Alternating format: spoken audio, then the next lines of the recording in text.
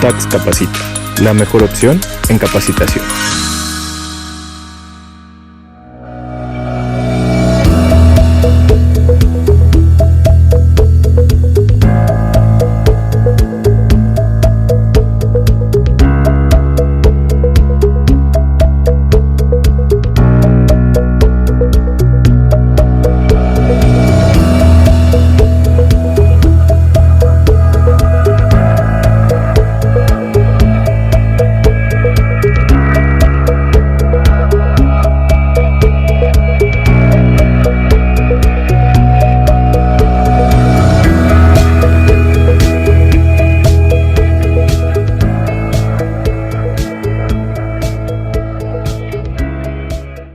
Buenos días a todos. Muchísimas gracias a todos los profesionistas y personas que se conectaron a esta conferencia sin costo sobre prevención del lavado de dinero y financiamiento al terrorismo, actividades cargo del maestro Rubén Oregel Castro, que bueno que también él es autor del libro de Guía de Certificación para Ley de Prevención del Lavado de Dinero y Actividades Vulnerables, el cumplimiento práctico. Maestro, le damos la bienvenida, es un honor tenerlo en este espacio, como siempre.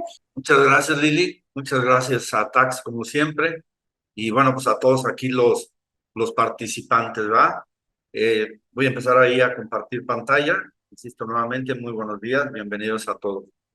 Listo, pues básicamente esta plática va dirigida pues a todos los profesionistas interesados en ver todo lo que es el cumplimiento de las actividades vulnerables y obviamente se acerca una certificación ante la Unidad de Inteligencia Financiera que la vamos a tocar más aparte. Queremos también ahí complementar Tax, al igual que de manera particular, vamos a dar, hay un diplomado que se dio el año pasado que va a servir para estos efectos y que el mismo se encuentra disponible, ¿va?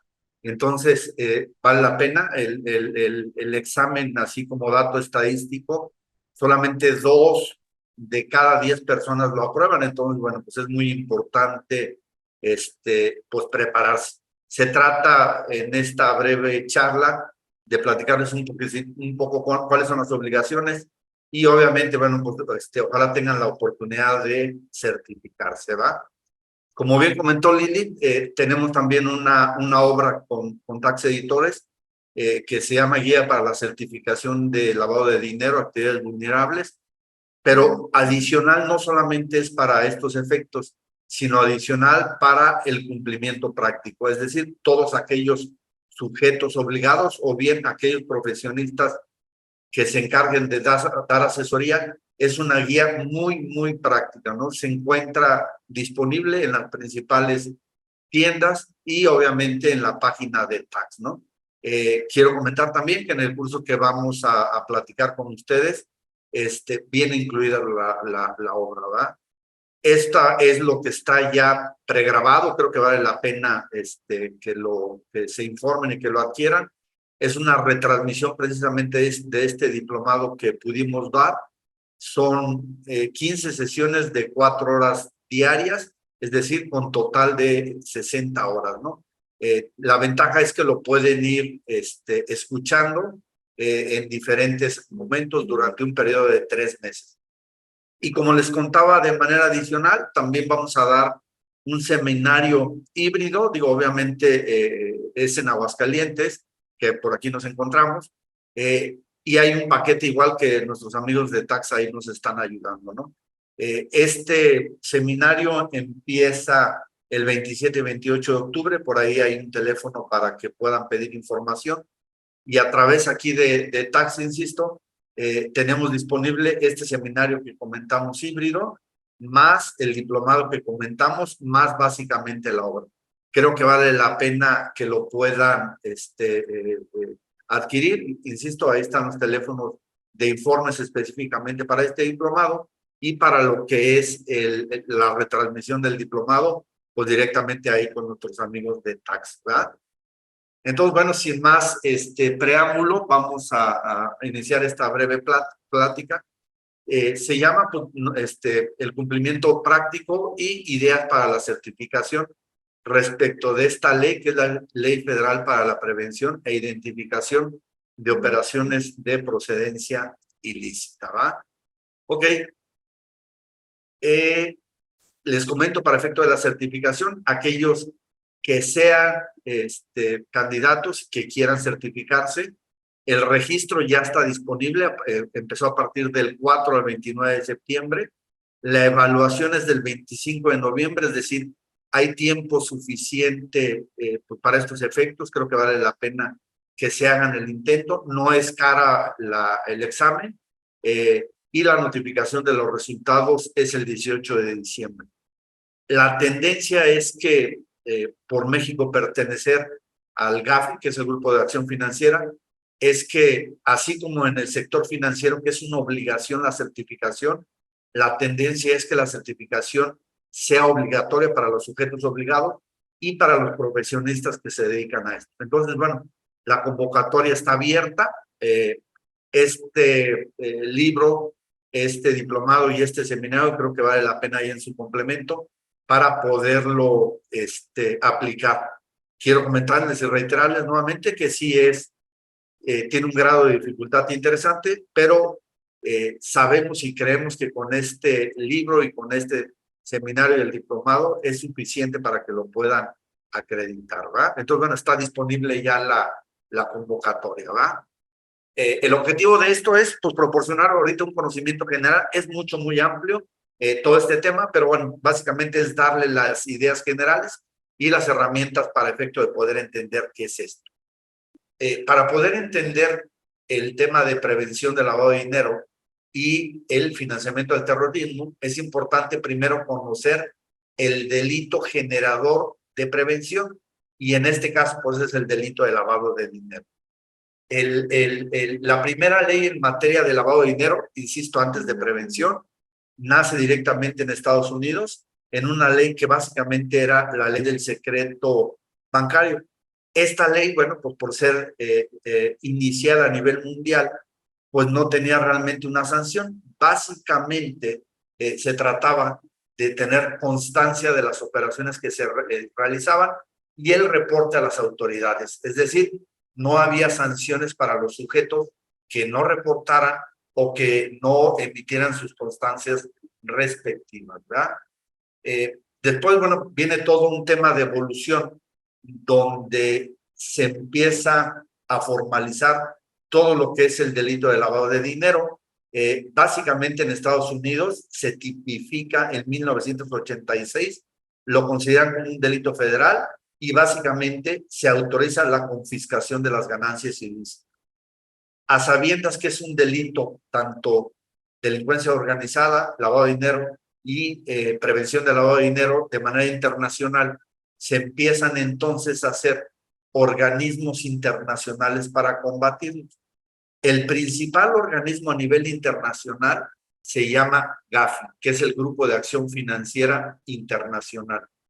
Este grupo nace en el 2000 con 9 países y México es miembro desde 2006. Este grupo de acción financiera en términos generales lo que buscaba es, o lo que se busca es que salgan normas internacionales para el delito generador, delincuencia organizada, lavado de dinero, y obviamente todo el combate, y el combate se hace a través de lo que es el prevención. Entonces, insisto, de aquí nacen todas las regulaciones mundiales, son estándar, y entonces vamos a encontrar que a nivel mundial todas las leyes, autoridades y demás son similares porque básicamente son estándares internacionales, ¿no? México, insisto, por ser miembro, se ajusta a este tipo de estándares, ¿verdad? Ya entrando en México, lo que es el lavado de dinero como tal, tiene sus orígenes desde 1989. El delito de lavado de dinero nace en el Código Fiscal de la Federación antes de nacer en el Código Penal. Posteriormente, para poderse perfeccionar, se ratifica la Convención de Viena, que también es una convención relativo a todo el tema de corrupción, lavado de dinero, financiamiento del terrorismo y demás. México lo ratifica en 1990. Y en 1996 ya sale lo que es de manera federal en el Código Penal, donde debería de estar, en el artículo 400 bis del Código Penal Federal, lo que es el delito de lavado de dinero. Ok.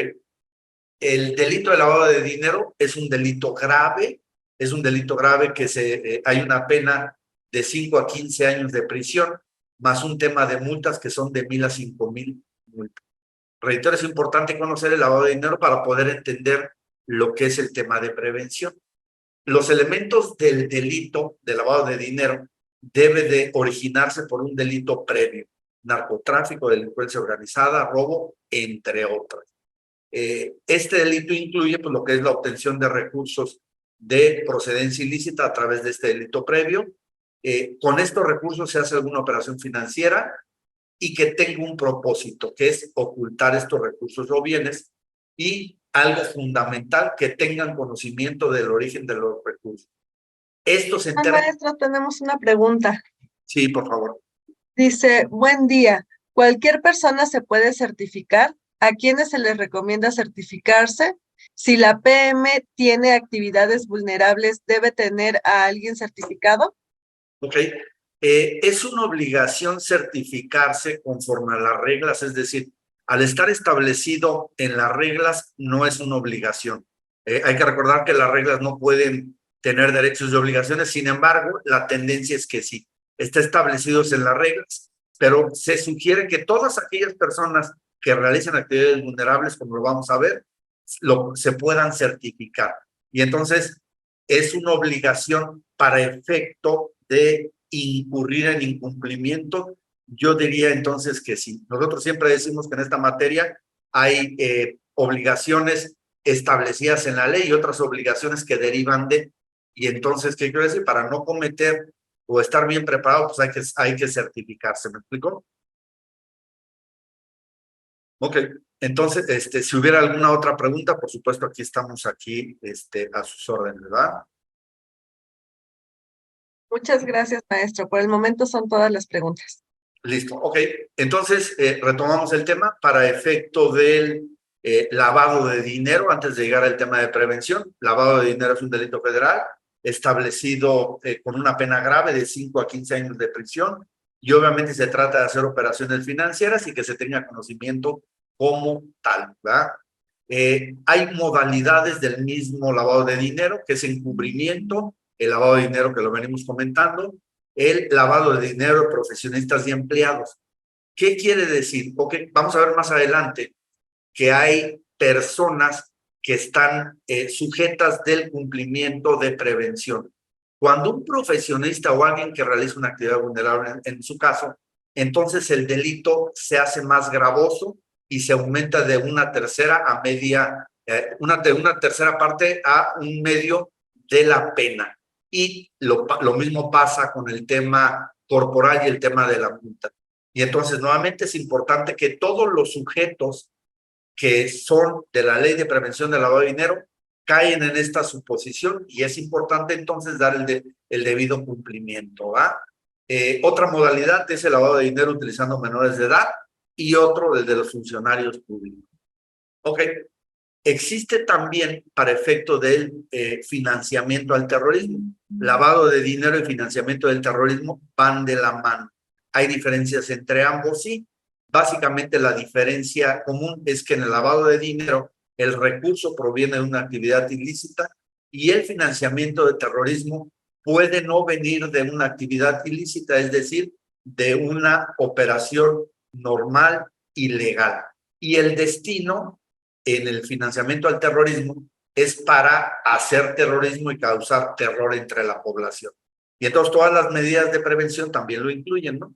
En términos generales. Esto es, en términos generales, lo que es el terrorismo, y la pena también es grave, de 15 a 40 años de prisión, y las multas aquí mencionadas. En el caso del financiamiento al terrorismo, es un delito grave, también de 15 a 40. Se requiere obviamente el delito previo, que en este caso es el terrorismo, y la obtención del recurso para poderlo financiar. ¿Ok? Al igual hay distintas modalidades, tanto de terrorismo como de encubrimiento, como lo podemos ver aquí. Para proceder penalmente en materia de lavado de dinero, se requiere una querella previa por parte de la autoridad, que en este caso es la Unidad de Inteligencia Financiera. La Unidad de Inteligencia Financiera prepara una querella, que es como una demanda, ante la Fiscalía General de la República, donde va precisamente a configurar lo que es el delito previo a través de los distintos jueces. Entonces, es fundamental la querella. Por eso la Unidad de Inteligencia Financiera es la autoridad competente para recibir todos los reportes, porque tiene todos los elementos, y al pertenecer a la Secretaría de Hacienda, pues puede determinar que con las investigaciones que se necesiten hacer, qué recursos no vienen de actividades ilegales, más la relación con el delito previo, se configura lo que es el delito de lavado de dinero. Ok. Siempre hay una pregunta que nos hacen los empresarios y dicen, oye, lavado de dinero y prevención de lavado de dinero. Significa que nosotros como empresarios, dicen todos los sujetos, ¿cree la autoridad que yo estoy lavando dinero? Y la respuesta es no. No, porque pertenecen al tema de prevención de lavado de dinero. Vamos a ver que los sujetos obligados son las actividades económicas preferidas por la delincuencia organizada. Lo que busca esta ley es a todos esos empresarios que realizan actividades que les gusta a todas estas personas de delincuencia organizada, que les ayude a detectar, y al ayudarles a detectar, pues se previene lo que es el lavado de dinero. Y entonces, esta ley va dirigida a todos los empresarios con un catálogo que vamos a ver, y la autoridad les pide que les ayuden a detectar estas operaciones y obviamente a conservar expedientes para que formen parte de la querella que en su caso se presentará ante la autoridad que es la Fiscalía General de la República a través de la unidad especializada correspondiente. Por eso este régimen de prevención de lavado de dinero, dirigido principalmente a los profesionistas, a los empresarios y a los profesionistas, pues hay que dar el debido cumplimiento. Dicho esto, podemos entonces decir que el régimen nacional en materia de prevención de lavado de dinero está compuesto por los sujetos obligados, por organismos reguladores, por organismos supervisores, por la Unidad de Inteligencia Financiera, por la Procuración de Justicia y la impartición de justicia. Los sujetos obligados nos encontramos en la primera parte de esta lámina, es decir, el sistema financiero y quienes realizan actividades vulnerables. En materia de prevención de lavado de dinero va dirigido a dos personas, todo lo que es el sistema financiero y quienes realizan actividades vulnerables, que es lo que nos vamos a centrar principalmente en esta plática. El sistema financiero en términos generales está compuesto, es un órgano perteneciente a la Secretaría de Hacienda, todo lo que son los órganos reguladores y demás a través de la Comisión Nacional Bancaria, a través de la Comisión Nacional de Seguros y Finanzas y a través del CONSAR. Todas estas autoridades son las que regulan y supervisan el debido cumplimiento para lo que es el sector financiero mexicano. Como lo comentamos, pertenece a la Secretaría de Hacienda, donde hay más actividad, pues es en la Comisión Nacional Bancaria, porque agrupa a la mayor parte de los sujetos que hace, ¿no? Está la CONDUCEF y demás en términos generales, ¿ok? El sistema financiero mexicano, de manera muy general, está sujeto o compuesto por todas estas entidades: sociedades controladoras, instituciones de banca múltiple, bancos, bancos de desarrollo, sociedades financieras, lo que son las organizaciones y auxiliares del crédito, uniones de crédito, cooperativas, casas de bolsa, fondos de inversión, entre otros. Y como siempre decimos nosotros, los tres patitos feos: centros cambiarios, transmisores de dinero y sociedades financieras de objeto múltiple. Los que están en la parte superior, lo que hace la Comisión Nacional Bancaria es regularlos en materia de prevención de lavado de dinero, pero también para un sano comportamiento de la banca. Es decir, esas dos facultades tiene la Comisión Nacional Bancaria y las demás comisiones bancarias. Y lo que son los patitos feos, pues básicamente son regulados solamente en materia de prevención del lavado de dinero y no en materia prudencial, como los que estamos conociendo allá arriba. ¿Ok? Nuevamente digo, esta ya la habíamos comentado. Hay una unidad regulatoria. ¿Qué es la autoridad regulatoria? ¿Ok? La autoridad regulatoria perteneciente al Ejecutivo, específicamente a la Secretaría de Hacienda, es quien emite las reglas, criterios, proyectos de ley en materias de cumplimiento. Y esto es decir, igual cuando hay alguna queja o alguna consulta o alguna confirmación de criterio para el sector financiero, se hace a través de la Subsecretaría de Hacienda y Crédito Público, a través de la Unidad de Banca y Valores de Ahorro, o en su caso a la Unidad de Banca de Desarrollo, o en su caso a la Unidad de Seguro. Estos son las autoridades regulatorias, emiten reglamentos, en términos generales, lo que es el marco normativo, ¿no? Entonces, bueno, hay que conocerlo porque puede ser el caso que hubiera que hacer una consulta. Para que una ley sea perfecta, debe de estar supervisado por una autoridad.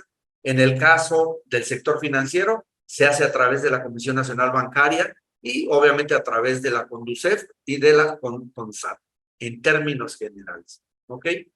Para efecto de las actividades vulnerables, la autoridad supervisora, que en este caso es el objeto de esta plática, es a través del Servicio de Administración Tributaria.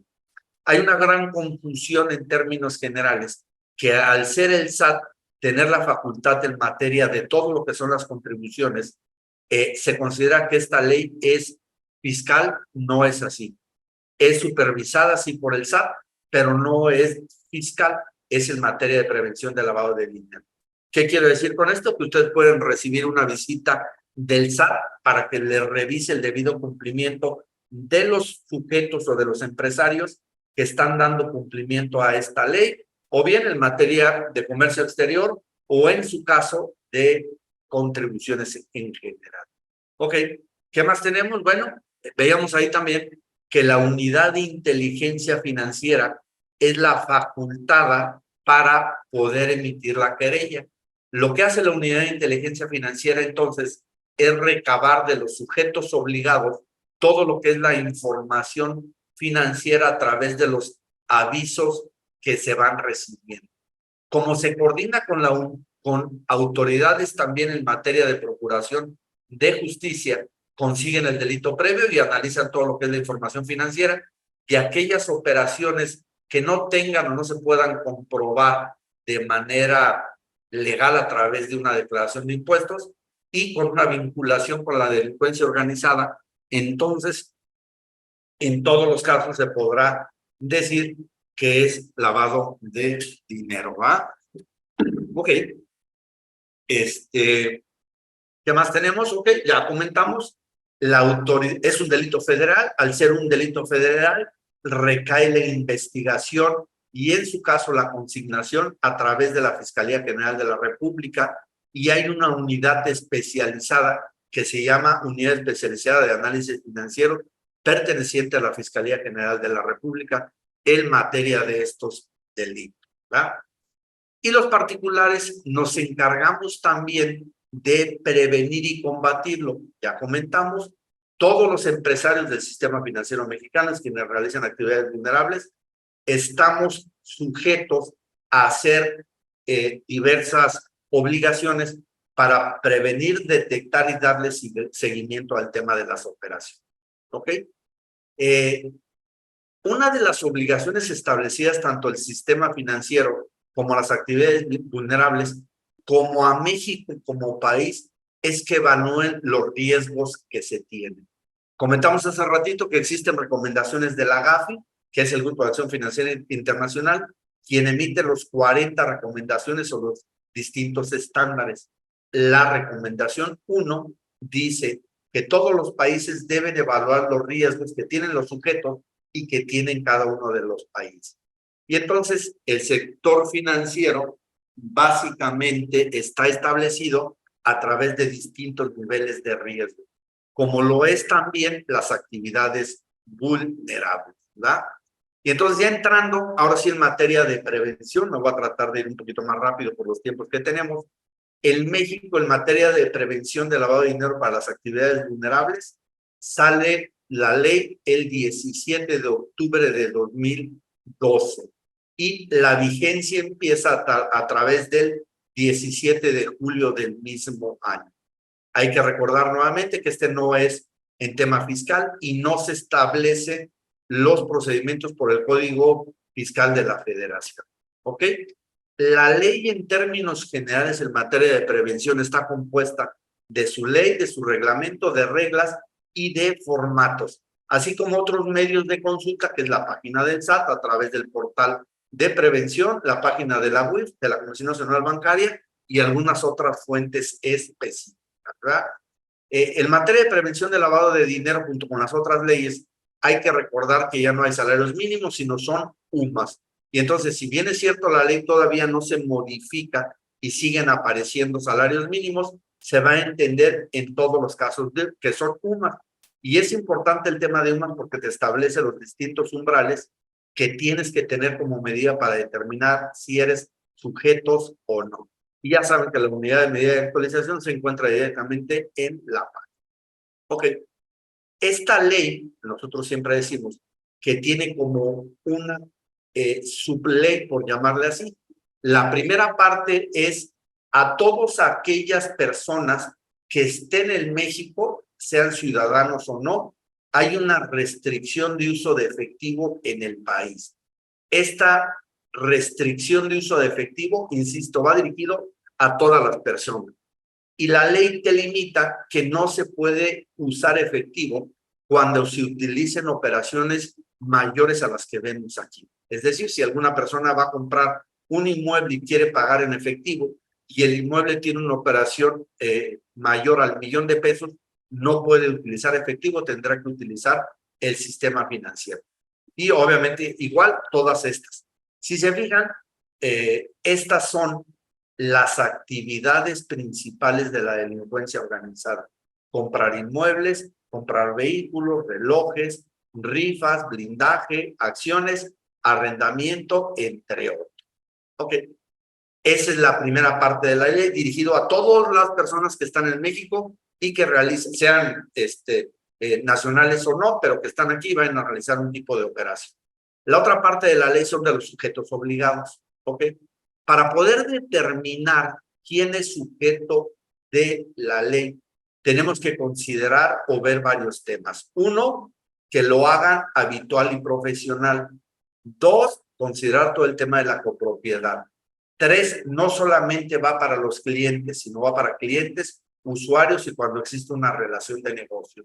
Y obviamente también las entidades financieras son sujetas de actividades vulnerables. La ley contempla actividades colegiales y grupos empresariales, que es importante que se vayan analizando, ¿verdad? Y obviamente hay un representante encargado de cumplimiento, donde en caso de que la persona no acepte esto, va a recaer al órgano más grande que tenga la sociedad, como podrá ser el presidente del Consejo de Administración. Y entonces es importante cuidar este tema.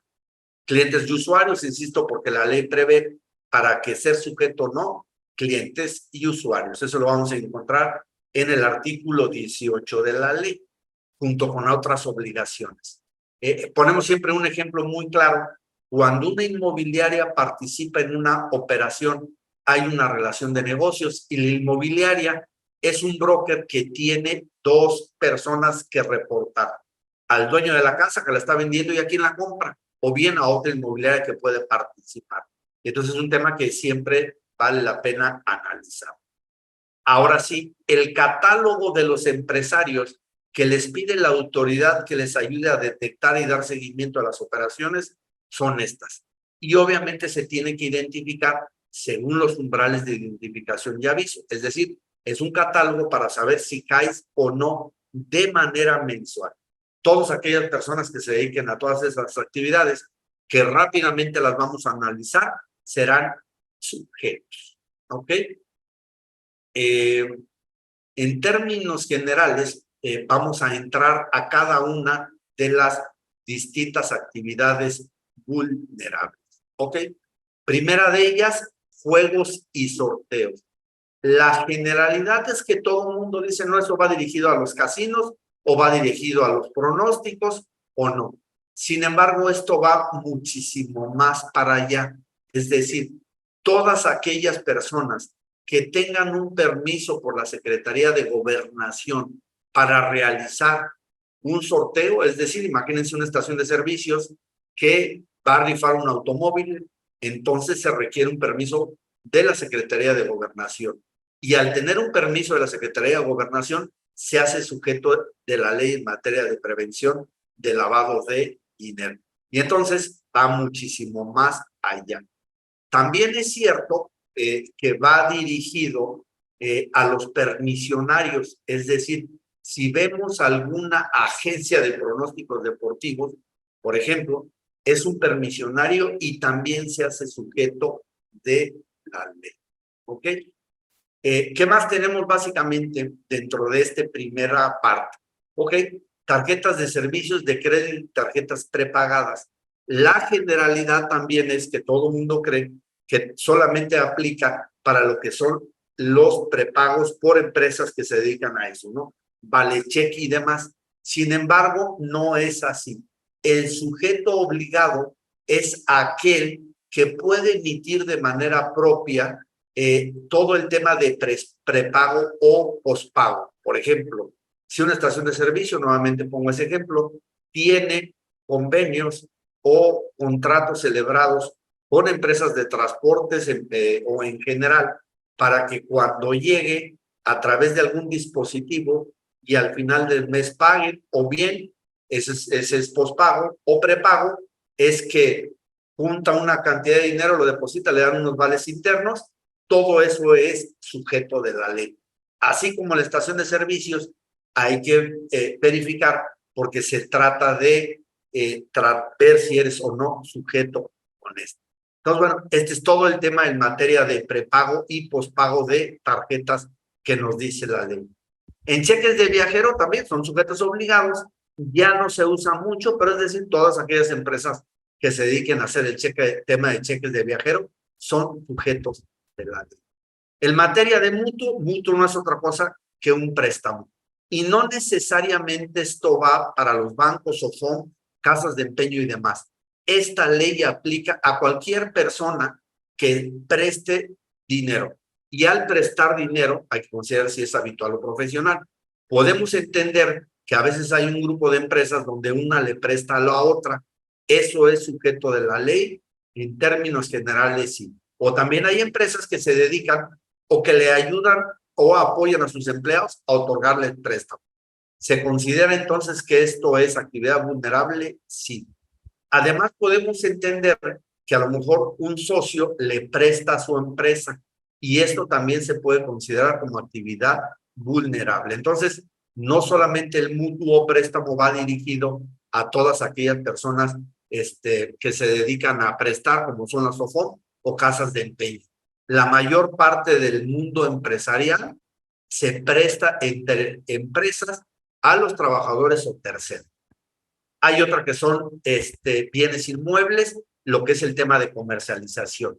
Es decir, aquí entran principalmente las inmobiliarias, ya sean personas físicas o personas morales, o bien aquellas constructoras que venden de manera particular. O voy más allá, si una persona, un arquitecto, compra una casa para poder invertir en ella y venderla, es una actividad vulnerable y habría que revisar. En materia de bienes inmuebles también se separa todo lo que es el tema de desarrollo inmobiliario. Y esta, a diferencia de las distintas obligaciones, esta nos pide en todos los casos que le digamos a la autoridad de dónde viene el recurso para construir. Las otras actividades vulnerables hay que reportar al cliente y al usuario. Aquí no. Es algo como tema del Seguro Social y le tenemos que decir cuando inicia una obra, le tenemos que decir a la autoridad dónde viene ese dinero que lo utilizó para construir el bien. Eso se llama desarrollo inmobiliario, ¿va? La ley también establece todo lo que son joyas y relojes.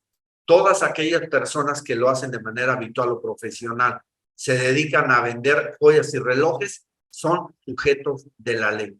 Hay definiciones de qué se entiende por joyas, ¿verdad?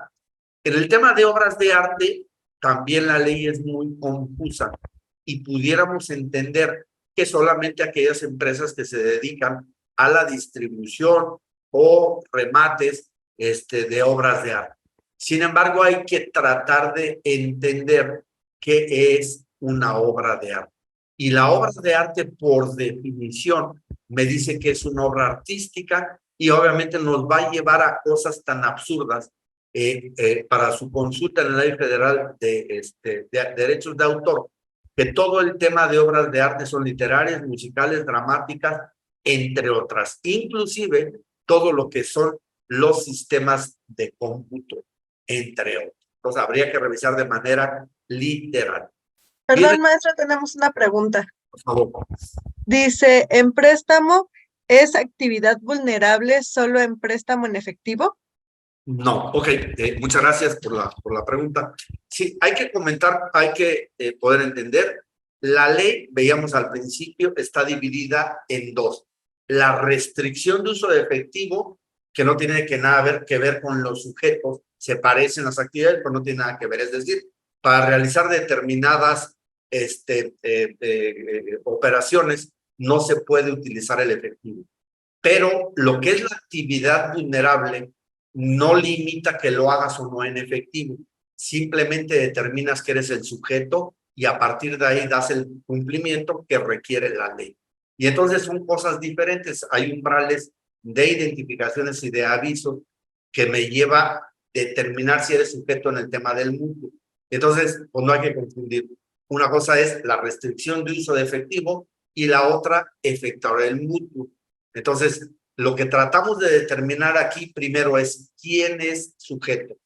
El que presta, sí. Que no supereste sus umbrales, sí. Independientemente del uso de efectivo. ¿Ok? Muchas gracias. Por el momento no tenemos más preguntas. Listo. Ok. Otra actividad vulnerable se entiende lo que es el tema de automóviles. Todas aquellas personas que se dediquen de manera habitual o profesional a la comercialización de vehículos nuevos y usados, ya sean marítimos, aéreos, terrestres y demás, son sujetos de la ley, ¿no? Y entonces no necesariamente tienen que ser automotores que van en carretera, sino pueden ser marítimos, aéreos y demás. Nos hacían una consulta hace unos días donde nos decían, oye, un tractor es sujeto de la ley de prevención del lavado de dinero. Y de entrada, con lo que dice de la ley, te da pocos elementos, porque entonces el tractor es destinado solamente para lo que es las actividades agrícolas. Sin embargo, encontramos en términos generales, a través de todas las disposiciones, como dice aquí la lámina, para poder entender que es un vehículo terrestre, te da tres características. Uno, que sea un automotor. Otros, que sea independientemente de la fuente de energía, puede ser eléctrico, de carbón, de cualquiera. Número dos, que permitan transitar en vías públicas o estén sujetos a control vehicular. Y entonces aquí es, no que se cumplan las tres, cualquiera que se cumpla, se puede entender que es un vehículo terrestre. Y entonces, ¿el tractor es un automotor? Sí lo es. Al ser, entonces, ¿se permite que transite en vehículos públicas? Sí se permite, pero con restricciones, y hay un reglamento de tránsito para lo que son el tránsito en los caminos federales. Y entonces, al permitir transitar con ciertas características, directamente se hacen sujetos. O bien que estén a un control o registro vehicular. Un tractor no debe de estar en el REPUVE o no lo obliga, pero sí hay una reglamentación en vías públicas.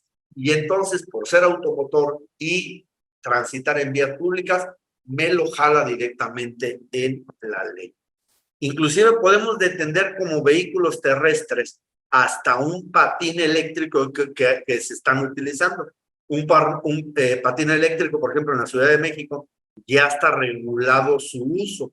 Y al estar regulado, entonces, todas aquellas empresas que se dedican a la comercialización de este tipo de automotores directamente se hacen sujetos de la ley. Ok.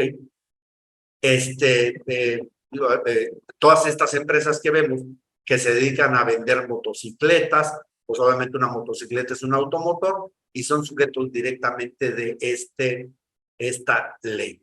Ok. Vámonos al tema ahora específico como una actividad vulnerable, que es el servicio de blindaje. También, Perdón, maestro. Ay, tenemos una pregunta. adelante. Dice, me prestaron 2 millones de efectivo, me lo depositaron en mi cuenta bancaria y obviamente me lo bloquearon. Tuve que presentar un contrato de mutuo notariado. ¿Correcto? Permítame. Notariado. La persona que me lo dio prestando tiene la obligación de presentar su alta y darse de baja o qué hacer. Correcto, así es. En materia de mutuo, una es quien lo otorga y otra quien lo recibe. Quien está otorgando el tema del mutuo es el obligado, 1, a inscribirse, número 2, a reportar y número 3, a tener un expediente. Al tener el contrato que nos menciona, ese contrato forma parte del expediente y entonces efectivamente por la ley es lo que se requiere, pero la persona que prestó es la obligada de reportar a quien le prestó el contrato y ahí es donde se hace sujeto. ¿Ok? Muchas gracias, maestro. No, hombre, aquí igual sí. Entonces el tema de mutuo sí es ahí complejo, hay que revisarlo porque sí, efectivamente, como cultura general, la institución bancaria, que es el sector financiero, recibe el recurso en efectivo y como es un comportamiento anormal, es decir, la Comisión Nacional Bancaria y todos los bancos, lo que es el banco en especial, es sujeto de prevención de lavado de dinero por las normas que rige la Comisión Nacional Bancaria. Los bancos deben de tener un perfil transaccional del cliente. Un perfil transaccional es el comportamiento que tiene el cliente en materia de lo que se dedica y en materia de los montos que recibe. Cuando hay una operación atípica, como es el caso, el banco está obligado a presentar un reporte porque puede considerar que proviene de actividades ilícitas conforme su manual. En ese momento presenta el reporte e incluso puede bloquear el dinero y a través de la unidad de inteligencia financiera, a través de algunos juicios hay que desbloquearlo. Y entonces por eso es bien importante conocer esta materia para tener todos los elementos y que estas cantidades, cuando fuera el caso, evitar que las bloquee o bien comprobar la naturaleza y origen de los. Dice, en ese caso, ¿cómo darse de baja? Ok, lo que se tiene que hacer es, la persona que otorgó el préstamo tiene primero darse de alta, número 2, tener sus expedientes, número 3, presentar su aviso, número 4, como solamente hizo un movimiento, tendrá que presentar desde que se dio de alta hasta que vaya a dar la baja todos los avisos en ceros.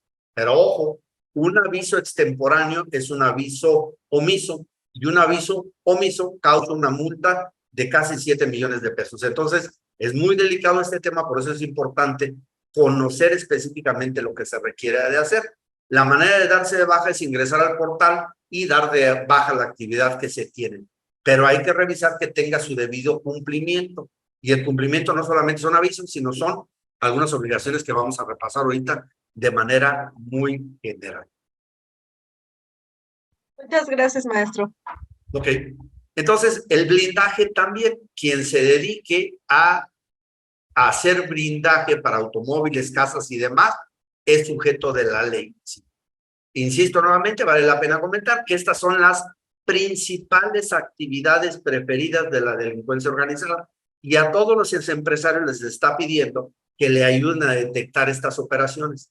Si no les ayudan a la autoridad a detectarlas, las sanciones son hasta 7 millones de pesos por mes desde que iniciaron hasta que terminaron las actividades. Digo, esa es la generalidad, ¿verdad? Vámonos a traslado y custodia de valores. Aparentemente también esto por el título y el texto de la ley, sin considerar reglamento y reglas, nos pudieran llevar a que solamente a estas empresas que vemos en la calle son los sujetos obligados. Sin embargo, va mucho más allá y nos dice, aquellos que se dediquen al traslado o custodia de dinero o valores son sujetos. Y entonces la tarea es ver qué es traslado, qué es custodia y qué son valores. Esto nos lleva entonces a ayudar a una definición y nos dice que todas esas actividades vulnerables que se encuentren conforme sujetos a la Ley Federal de Seguridad Privada o hay leyes estatales en materia de seguridad privada, los hacen sujetos de la ley. Y entonces habría que entonces buscar si la persona o el empresario se encuentra dentro de esta ley. Y si se encuentra dentro de esta ley, automáticamente lo jala para actividades vulnerables. Inclusive por custodia, por ejemplo, una empresa que tiene guardias de seguridad en los cotos que se está manejando hoy mucho, es una actividad vulnerable en todos los casos. Y entonces habría que revisar. Inclusive las alarmas pudieran entenderse también que son actividades vulnerables. ¿Ok? Vámonos rápidamente, insisto, por el tema de los tiempos. Servicios profesionales. Este es un tema muy interesante que vale la pena ahí que se vayan revisando. Por ejemplo, nos tocó participar aquí con nuestros amigos de Tax en una publicación que hicimos en su revista, donde antes de que, bueno, recién se publicó hoy lo que es el REPSE, pudimos llegar a concluir que todas aquellas personas que están en el REPSE son sujetos de la ley. Hubo mucha polémica por este tema y nosotros entonces hicimos la consulta a la Unidad de Banca y Valores y a la Unidad de Inteligencia Financiera, que son los órganos regulatorios, y la respuesta sí, todas aquellas personas que están en el REPSE se hacen sujetas. ¿Y dónde entran? En este capítulo de servicios profesionales, dedicados exclusivos a la compraventa de inmuebles, administración y manejo de recursos y constitución, escisión y demás. Y entonces, bueno, todo esto es lo que es servicios profesionales y caen todos estos del REPSE. En términos generales, también todo lo que son los notarios se hacen sujetos de la ley. Notarios, corredores públicos y servidores que tengan la fe pública. En materia de donativos, también la ley lo contempla. Todas aquellas personas que sean AC en términos generales y tengan o no la autorización ante la autoridad fiscal para recibir donativos libres de impuestos, son sujetos en todos los casos. Entonces, bueno, esto es todo lo relativo a donativos. La ley contempla en materia de comercio exterior, sí, y básicamente son los agentes aduanales como tal. En materia de arrendamiento, importantísimo, es muy común que muchas de personas tengan algunos inmuebles y que los estén rentando. Creen que con el simple hecho de estar reportando a la autoridad no son sujetos. O bien creen que por no reportar a la autoridad fiscal no son sujetos a la ley de prevención de lavado de dinero. Y entonces es muy sancionado y hay muchas personas que no están cumpliendo. En el artículo 17, en la fracción 15, nos dice que todas aquellas personas que renten inmuebles, sí con un límite superior, se podrán considerar como sujetos. Y entonces, también nosotros decimos que las cantidades contenidas en los límites son mentirosas. ¿Por qué? Porque hay un efecto de acumulación semestral que te lleva a que sí seas sujeto. Y entonces, la recomendación que decimos nosotros, los límites que establece la ley en cuanto a los umbrales, divídelos por el efecto de semestral, en términos generales, entre 6, y si esa cantidad te da superior al límite establecido, automáticamente te haces sujeto. ¿Ok? Entonces, en arrendamiento hay que revisarlo. Y obviamente en activos virtuales, lo que son el tema de criptomonedas, en todos los casos está incluidos. Tenemos otra pregunta, perdón. No.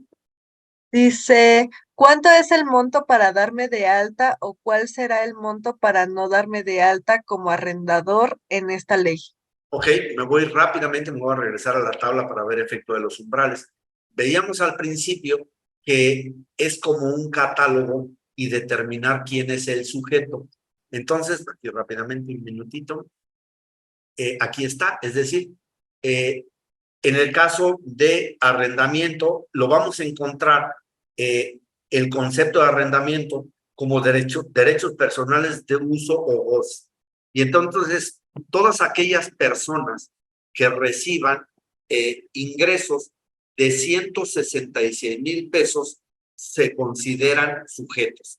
Pero por el efecto que venimos comentando, lo que es el efecto semestral, si yo esto lo divido entre 6, entonces todas aquellas personas que reciban arrendamiento mensual superiores a 27,000 pesos se hacen sujetos. Si es menor a esta cantidad, no son sujetos. Una cosa es la presentación del aviso, pero el umbral de identificación nos va a llevar a determinar quién se hace sujeto y quién no es sujeto. Esperemos ahí que con eso se pueda haber resuelto esto. Gracias, contador. Ok, me voy a regresar rápidamente a las obligaciones en general. Las obligaciones en general que vamos a encontrar, un segundito. El común de la gente considera que solamente hay que presentar avisos y expedientes, pero va mucho más allá, ¿no? Dentro de las obligaciones que vamos a encontrar, voy un segundito, es lo primerito, darse de alta en el portal del SAT. Ya que uno se da de alta en términos generales, hay que empezar sus cumplimientos. Para ver el tema de cumplimiento, entonces, uno de ellos es tener expedientes. Hace rato alguien nos preguntaba que tuvo que demostrar que tuviera un contrato. Eso es un expediente. Pero el expediente debe de tener ciertas características.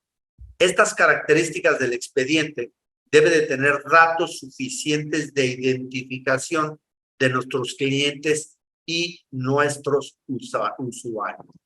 Y entonces, aquí está, este expediente entonces debe de tener la CURP, Registro Federal de Contribuyentes, representante legal, nombre, correo electrónico, teléfono, entre otras obligaciones, el documento que le dé origen al préstamo, las cantidades que se tienen que establecer y identificaciones. Las identificaciones deben de ser las autorizadas o las contenidas en la ley. Debe de tener todos estos documentos anexos, deben de cumplir una antigüedad y lo importante o muchos que no hacen es que deben de estar cotejadas por la persona que se revisa.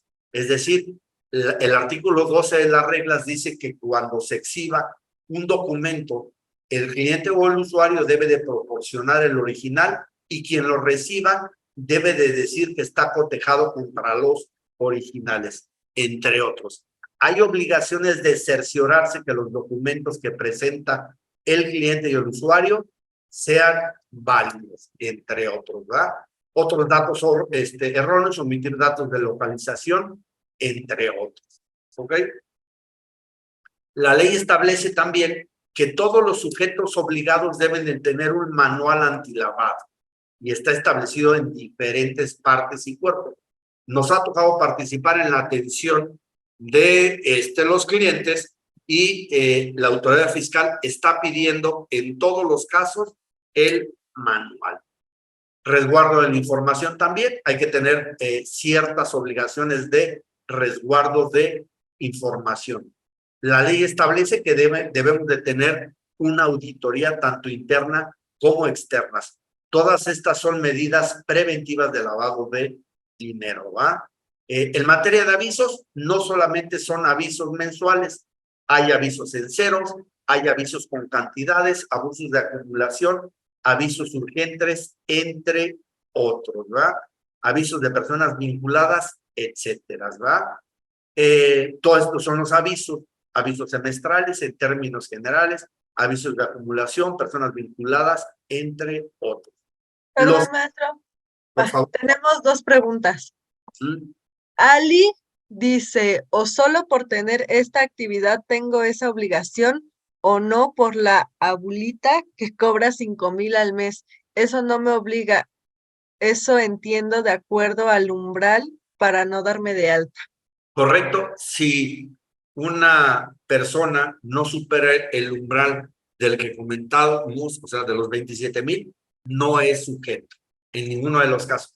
Se puede dar que se cobre por adelantado, y si se cobra por los adelantados y supera el umbral, se hace sujeto, porque aquí es por tema de flujo de efectivo.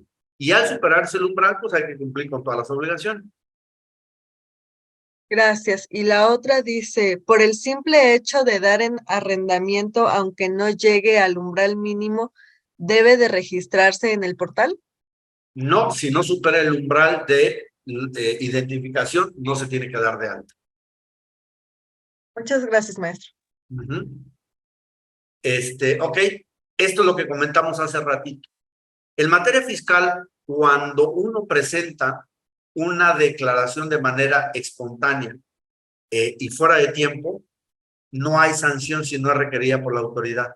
En materia de prevención de lavado de dinero no funciona así. La ley te dice, dice a todas aquellas personas que están obligados de presentar un aviso y no lo hagan en tiempo significa antes del día 17, y con una oportunidad entre los 30 días siguientes al cumplir su obligación, el aviso en lugar de ser extemporáneo se considera como omiso y la omisión va hasta 6 millones de pesos. Y entonces esto es lo que se tiene que cuidar. No se vale presentar avisos extemporáneos. ¿Hay planeaciones que tenemos que hacer? Sí, pero obviamente hay que cuidarla. Comentamos al principio que esta ley no es una ley fiscal, no tiene una vigencia anual, y al no tener una ley vigencia anual, me da la oportunidad de equivocarme solamente una vez, y esa vez es por única vez en la vida, no de manera anual, ¿va? Tenemos otra pregunta, perdón. Dice, hola, buenos días. ¿Una persona física que cobra comisión por venta de inmueble es actividad vulnerable? En todos los casos. Perdón, sí. Perdón, si a partir de qué monto se reporta. Sí es una actividad vulnerable, y la desventaja que tiene para la persona que nos está preguntando es que no hay umbrales en todos los casos y hay que dar cumplimiento de todo esto. Entonces, no hay un umbral para quien realiza, porque caen dentro de actividades profesionales, y al caer dentro del capítulo de actividades profesionales no hay umbrales. Sí para presentar avisos, pero no para inscribirse. Y entonces, en todos los casos hay que hacerlo.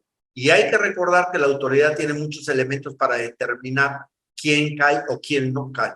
Si la persona emite una factura, un recibo de honorarios, y viene un concepto de intermediación en la venta o comisión, en todos los casos la autoridad ya sabe, y seguramente algún día, si es que fuera el caso, podrán requerir de su cumplimiento.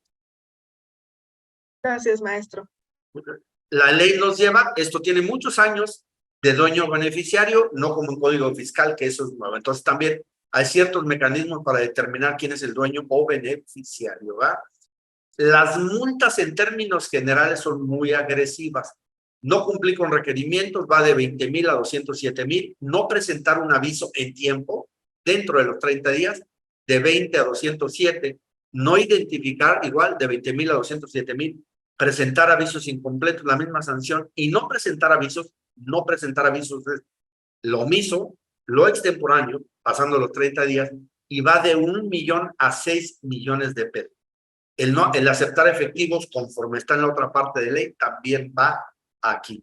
Hay datos penales que también la ley nos puede llevar, y obviamente para protección al gobernado, pues hay recursos o medios de defensa para estos efectos, como puede ser un recurso de revisión, un juicio de nulidad, reclamación, entre otros, ¿verdad?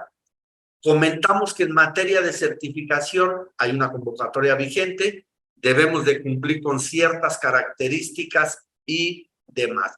De todas maneras, digo, cualquier cosita, aquí están datos de contacto para que los tengan, preferentemente aquí en el número de arriba. Yo les comento, yo estoy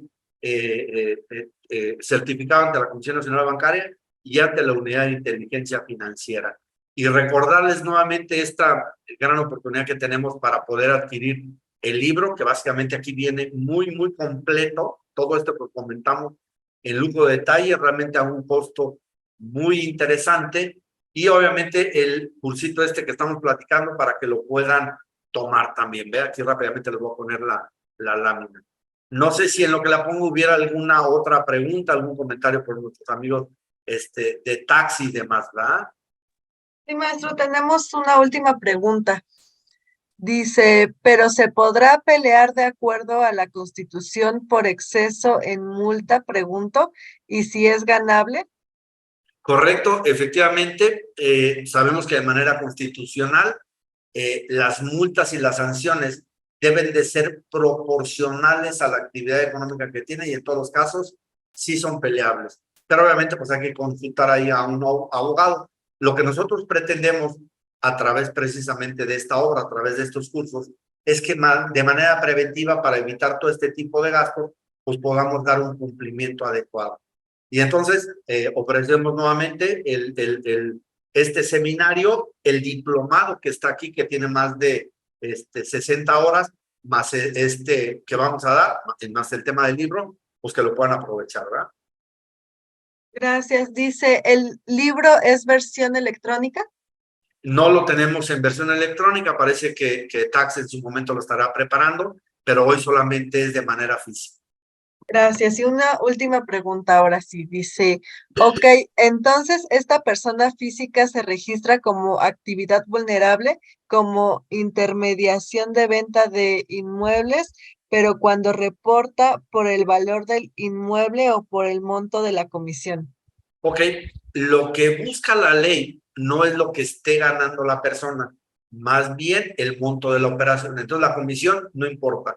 Inclusive si fuera título gratuito, no importa, no buscamos la comisión, buscamos a las personas que lo compraron, que lo vendieron, que lo intermediaron, es decir, es por el valor total de la operación. No aplica para las inmobiliarias o intermediarios en materia de arrendamiento, pero sí para la venta en términos generales. Muchas gracias, maestro. Dice, si compré el libro el año pasado, ¿hubo algún cambio o actualización con respecto a este año? No tenemos esa gran ventaja porque lo comentamos. El tema de actividades vulnerables en materia de prevención no tiene vigencia anual, solamente cuando haya modificaciones y hasta la fecha no ha habido ninguna modificación en materia del contenido y obligaciones de la ley. Muchas gracias, contador. Ay, hay muchas preguntas, pero parece que ya se nos acabó el tiempo. Si gustas, damos una última más y cualquier cosita de todas maneras a través de nuestros amigos de Tax o directamente, aquí están mis datos, con todo gusto estamos atentos, ¿verdad? Perfecto, entonces le doy lectura. Dice, un subcontratista con registro en REPSE hace trabajos de electricidad, ¿tiene obligación? Ok, si este subcontratista prepara una casa para que se venda, se hace automáticamente sujeto, más por estar en el REPS, es decir, estamos ante dos situaciones o ante dos capítulos distintos de esta ley. Uno, en lo que es el REPS, actividades profesionales, y otro, al ser subcontratista, se va a lo que es desarrollo inmobiliario, porque la ley contempla que cuando un tercero o una persona prepara o ayuda o arregla un inmueble para que se venda, se hace sujeto. Si solamente es para uso doméstico, no conforme esa fracción, pero sí por estar en el REPS. Gracias. Y la otra pregunta dice, ¿el libro es por tax, la adquisición y qué otros libros aparte de la guía?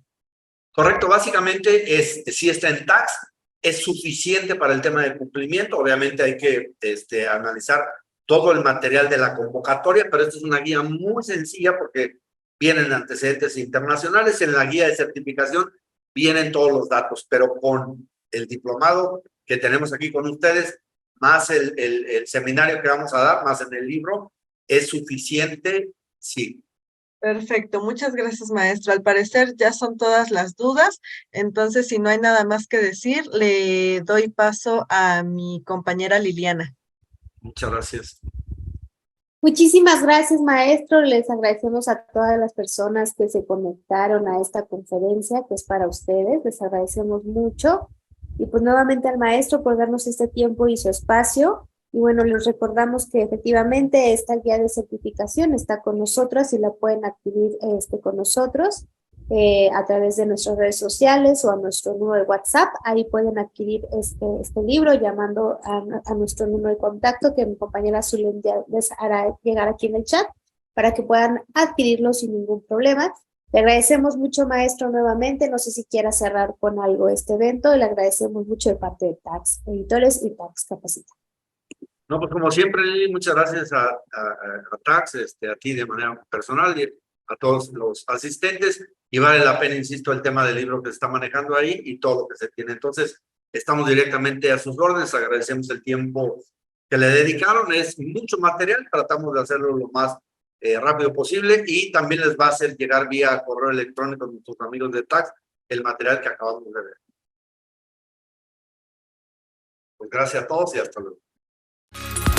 Tax Capacita, la mejor opción en capacitación.